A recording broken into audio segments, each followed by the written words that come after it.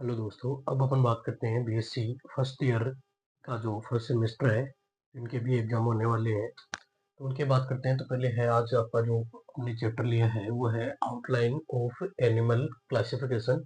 जो आपके animal kingdom में जो आपके फर्स्ट यूनिट में जो दिया हुआ है उसकी अपन बात करते हैं। तो फर्स्ट यूनिट में आपके है वो जो नॉन कोडेड्स है उनका जो क्लासिफिकेशन दिया गया है उसकी अपन बात करते हैं कि प्रोटोजोआ, पोरिफेरा, सिलेंट्रेटा, टिनोफोरा, स्केलमेंथी ये जितने भी फाइलम है उन सारे फाइलम की अपन क्रम वाइज बात करेंगे।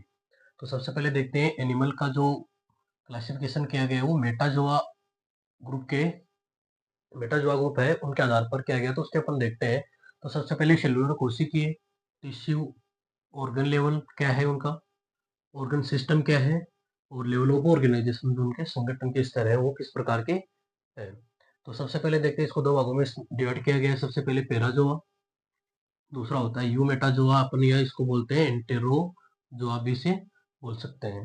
तो सबसे पहले बात करते हैं अपन पेराजोआ की। तो पेराजोआ में है तो वो कौन सा फाइलम आता है, पोरिफेरा। पोरिफेरा जो एनिमल होते हैं वो कैसे होते हैं, सेलुलर लेवल, यानी इनका जो लेवल होता है वो कैसा होता है, कोशिकीय स्तर प्रकार का होता है।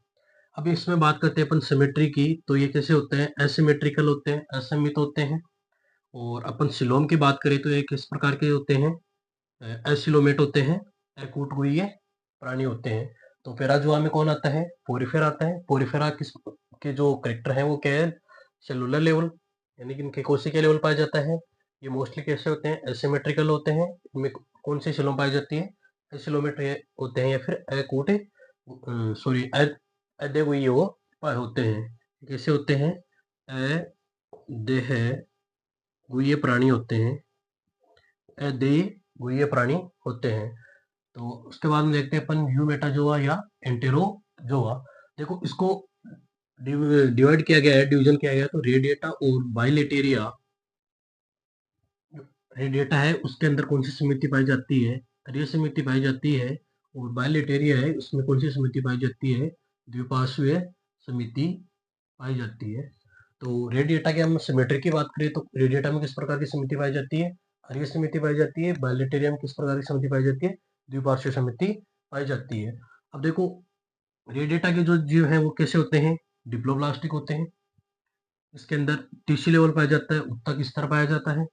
ये कैसे कौन से होते हैं, एसिलोमेट वाले होते हैं, एदेगुइये वाले प्राणी होते हैं। अब इसके अंदर है तो वो कौन कौन से एग्जाम्पल आते हैं, तो रेडिएटा के अंदर आता है सिलेंड्रेटा, दूसरा आता है इसके अंदर टिनोफोरा। तो पहले अपन बात की पोरिफेरा, प्रोटोजोआ, पोरिफेरा, पेराजोआ के अंदर कौन से हैं। उसके बाद में पोरिफेरा, पोरिफेरा में सिलेंट्रेटा, टिनोफोरा। उसके बाद में अपन बात करते हैं बाइलेटेरिया की, द्विपार्श्वीय समिति इसके अंदर पाई जाती है। तो इसको देखो कितने भागों में डिवाइड किया गया है, थ्री पार्ट्स में इसको डिवाइड किया गया है। सबसे पहले एसिलोमेट, स्यूडोसिलोमेट और सिलोमेट, जिसे बोलते हैं देगुइये, कूटकुइये और सत्य, या ऐसे अपन ट्रिसिलोमेट भी बोल सकते हैं। दूसरा क्या नाम है इसका, ट्रिसिलोमेट। तो सबसे पहले बात है एसिलोमेट, जो अदेगुई है उसके अंदर कौन सा फाइलम आता है आपका, प्लेटीहेल्मिन्थीज आते हैं। और स्यूडोसिलोमेट है, उसके बाद में आता है आपके स्यूडोसिलोमेट, तो इसके अंदर कौन सा फाइलम आता है, निमेटोडा। और उसके बाद में सिलोमेट जो एनिमल है उनके अंदर कौन कौन से आते हैं आपके, एनेलिडा से लेकर कोडेटा तक के जितने फाइलम आते हैं वो सारे किस में आते हैं, आपके सिलोमेट में आते हैं। तो इसमें एनेलिडा, मोलस्का और अर्थोपोडा, इकाइनोडर्मेटा, हेमिकोडेटा और कोडेटा। अब जो आपके ये तीन जो दिए हुए हैं आपको, ये किस में आते हैं, साइजो सिलोमेटिक। एनेलिडा, मोलस्का, अर्थोपोडा, ये जो प्राणी होते हैं, ऐसे कैसे प्राणी होते हैं, साइजो सिलोमेट वाले होते हैं। उसके बाद में काइनोडर्मेटा, हेमिकोडेटा और कोडेटा जो है वो कौन से आते हैं, एंटेरोसिलोमेट वाले आते हैं। तो आपका जो ओवरव्यू आपके जो बीएससी फर्स्ट ईयर में जो आपके दिया हुआ है वो आपके यहाँ से लेकर आपके हेमिकोडेटा तक के आपका जो एग्जाम्पल है वो आपके दिया हुआ है। तो अपने को यहाँ पर पढ़ना क्या है बीएससी फर्स्ट ईयर में, या आपका जो क्लासिफिकेशन आपको बताया गया है इसमें आपको देखना क्या है कि आपको कहाँ से पढ़ना है। आपको protozoa, Porifera, Coelenterata, Ctenophora, Aschelminthes, Platyhelminthes, इसके बाद में आपके एनेलिडा, आर्थ्रोपोडा, मोलस्का, काइनोडर्मेटा और हेमिकोडेटा तक के फाइलम है वो आपको रीड करने हैं। तो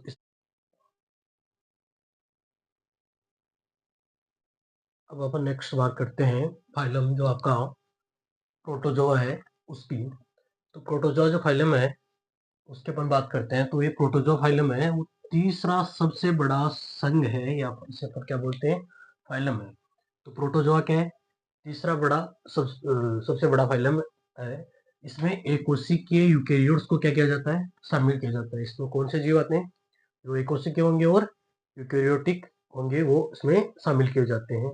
इसके बाद में डोबेल नामक जो साइंटिस्ट थे उन्होंने इन्हें क्या कहा, एसेलुलर एनिमल्स कहा। देखो एसेलुलर जिनके अंदर कौन से जीव जिनमें एकोसिकीय होते हैं, तो डोबेल ने इन्हें क्या कहा, एसेलुलर या फिर एकोसिकीय एनिमल इनको कहा था। इसके बाद हम देखते हैं नेक्स्ट इसका जो करेक्टर है, ये प्राय सूक्ष्मदर्शी होते हैं। अधिकांश कहाँ पाए जाते हैं, जलीय होते हैं या जल में पाए जाते हैं, स्वतंत्र जीवी होते हैं अथवा परजीवी प्रकार के एनिमल होते हैं। इसके बाद हम नेक्स्ट बात करते हैं नेक्स्ट करेक्टर की। इसकी जो आकृति है वो क्या होती है, डिफरेंट डिफरेंट होती है। इसलिए क्या कैसे एनिमल कहलाते हैं, असममित या एसिमेट्रिकल एनिमल कहलाते हैं। नेक्स्ट करेक्टर की बात करते हैं। इन एनिमल्स का जो शरीर संगठन है, जो बॉडी ऑर्गेनाइजेशन है, उसमें किस प्रकार का होता है, जीवद्रव्य स्तर का पाया जाता है। तो तथा इन एनिमल्स के अंदर जो केंद्रकों की संख्या है वो एक से क्या होती है, अधिक होती है। केंद्रकों की जो संख्या होती है वो क्या होती है, एक से अधिक होती है। नेक्स्ट है, ये प्राय नग्न होते हैं, सूक्ष्म होते हैं, छोटे होते हैं। इनमें पेलिकल या बाह्य चोर का क्या पाया जाता है, कवच के द्वारा क्या होते हैं, ये आवृत होते हैं। यानी ये एनिमल कैसे होते हैं, नग्न होते हैं, सूक्ष्म होते हैं। तो इनके अंदर जो आवरण पाया जाता है वो आवरण किसका होता है, एक तो पेलिकल का आवरण पाया जा सकता है, या फिर चोल का पाया जा सकता है, या फिर इनके अंदर कवच पाया जा सकता है। इन सभी से क्या हो सकता है, घिरा हुआ रह सकता है, फिर आवृत होता है। अब प्रोटोजोआ के जो एनिमल है, उन एनिमल्स में कैल्शियम कार्बोनेट और सिलिका से बना हुआ क्या पाया जाता है, बाह्य कंकाल पाया जाता है। यानी इनके अंदर सिलिका से बना हुआ हो सकता है, या फिर कैल्शियम कार्बोनेट CaCO3 से भी बना हुआ बाह्य कंकाल इनमें पाया जाता है। उसके बाद करते हैं, जैसे एग्जाम्पल की अपन बात करें तो रेडियो ले रहे हैं, उसके अंदर तो किसका बना हुआ होता है, बाह्य चोल या जो अपन कवच बोलते हैं वो सिलिका का बना होता है।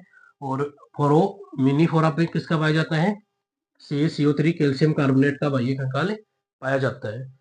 अब देखते हैं इनके अंदर जो लोकोमोशन या जो गमनांग या गमन की जो प्रक्रिया होती है वो कौन से ऑर्गन्स के द्वारा होती है। तो इसके मैंने मेनली कितने दिए हुए हैं, आपके 3 दिए हुए हैं। तो सबसे पहले बात करते हैं स्यूडोपोडिया, जिसे अपन बोलते हैं कूटपाद। अब देखो कूटपाद के द्वारा किसमें गमन या लोकोमोशन की जो क्रिया है वो होती है, आपके दिया हुआ एक तो अमीबा है, दूसरा इसमें होता है एंटमीबा। अमीबा और एंटमीबा में स्यूडोपोडिया के द्वारा गमन होता है।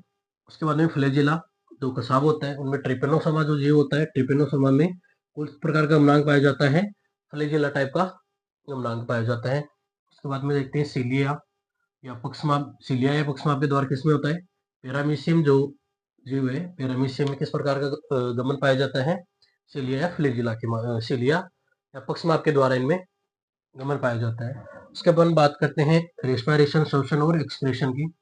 तो रेस्पिरेशन और जो श्वसन की प्रक्रिया है वो किस प्रकार से होती है, इनमें सतही प्रकार का होता है, ठीक है।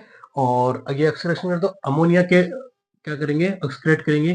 जो कॉन्ट्रेक्टाइल वैक्यूल्स है उनके माध्यम से, संकुचनशील जो धानियां होती है उनके माध्यम से इनमें क्या होगा, एक्सक्रेशन होगा। जैसे सामान्यतः क्या होता है, प्रासरण नियमन की क्रिया पाई जाती है। अब अपन बात करते हैं रिप्रोडक्शन की। रिप्रोडक्शन या जो जनन की प्रक्रिया है वो किस प्रकार से होती है। तो इनमें सबसे पहले आप दो प्रकार से होता है। मेनली मेनली जो है सबसे ज्यादा मुख्यतः जो पाया जाता है वो एसेक्सुअल रिप्रोडक्शन पाया जाता है। तो एसेक्सुअल रिप्रोडक्शन की अपन बात करें, अलैंगिक प्रजनन की जब बात करें, तो सबसे पहले होता है बाइनरी फ्यूजन, द्वितीय विखंडन के द्वारा होता है। बाइनरी फ्यूजन या द्वितीय विखंडन के द्वारा, तो सबसे पहले दिया हुआ है इसके अंदर सरल विखंडन, जो किसमें होता है, सबसे सामान्य जो पाया जाता है वो किसमें पाया जाता है, हमने देखा होगा मोनली अमीबा के अंदर। अनुप्रस्थ जो विखंडन है वो किसमें पाया जाता है, पैरामीशियम के अंदर पाया जाता है। और अनुदैर्घ्य जो विखंडन पाया जाता है वो ट्रिपेनोसोमा में पाया जाता है। उसके बाद में देखते हैं बहुविखंडन। बहुविखंडन किसमें होता है, प्लाज्मोडियम में। यानी जो रिप्रोडक्शन है बहुविखंडन के द्वारा किसमें होता है, प्लाज्मोडियम में। और मुकुलन या जो बडिंग की प्रक्रिया है होती है वो किसमें होती है, प्रोटोजोन्स में। जितने भी प्रोटोजोन्स है उनमें क्या होती है, मुकुलन या बडिंग की प्रक्रिया पाई जाती है। अब देखते हैं कुछ एनिमल्स में ये क्या कर सकता है, सेक्सुअल रिप्रोडक्शन भी दर्शाता है। जैसे सलियन फ्यूजन के द्वारा किसमें होता है, प्लाज्मोडियम में, और कॉन्जुकेशन सही वुमन की जो प्रक्रिया है वो किसमें होती है, पैरामीशियम में। तो आपको जो एग्जाम में क्वेश्चन जो यहाँ से आने की पॉसिबिलिटी है वो ये है कि आपसे पूछेंगे कि प्रोटोजोआ के जो सामान्य लक्षण हैं या करेक्टर हैं उनके बारे में लिखिए। तो प्रोटोजोआ के सामान्य करेक्टर के बारे में मैंने आपको इतना समझाया। अगर आप इतना सफिशियंट अगर आप लिखते हैं तो आपके बहुत इजीली है, ज़्यादा टफ भी नहीं है। अब अपन बात करते हैं इसके जैसे नेक्स्ट फाइलम है उसकी। Thank you guys.